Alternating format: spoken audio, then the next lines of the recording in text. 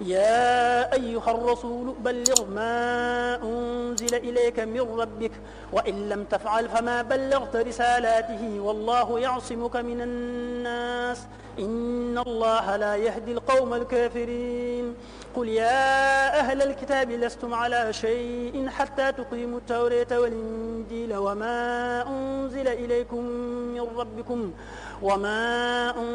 إليكم من ربكم وليزيدن كثيرا منهم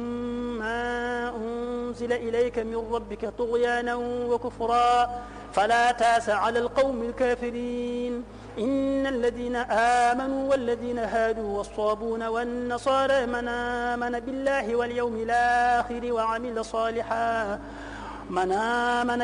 واليوم الآخر وعمل صالحا فلا خوف عليهم ولا هم يحزنون لقد أخذنا ميثاق بني إسرائيل وأرسلنا إليهم رسلا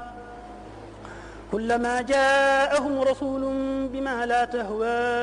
أنفسهم فريقا كذبوا وفريقا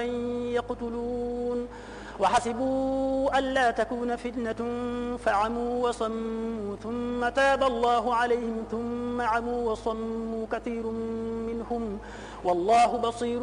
بما يعملون لقد كفر الذين قالوا إن الله هو المسيح ابن مريم وقال المسيح يا بني إسرائيل اعبدوا الله ربي وربكم إنه من يشرك بالله فقد حرم الله عليه الجنة ومأواه النار وما للظالمين من أنصار لقد كفر الذين قالوا إن الله ثالث ثلاثة وما من إله إلا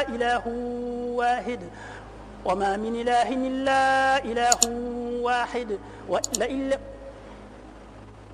لئن لم ينتهوا عما يقولون ليمسن الذين كفروا منهم عذاب أليم أفلا يتوبون إلى الله ويستغفرونه والله غفور رحيم ما المسيح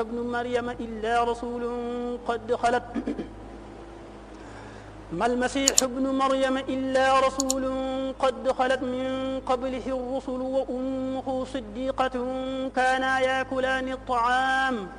انظر كيف نبين لهم الآيات ثم انظر أنى يؤفكون قل تعبدون من دون الله ما لا يملك لكم ضرا ولا نفعا والله هو السميع العليم قل يا أهل الكتاب لا تغلوا في دينكم غير الحق ولا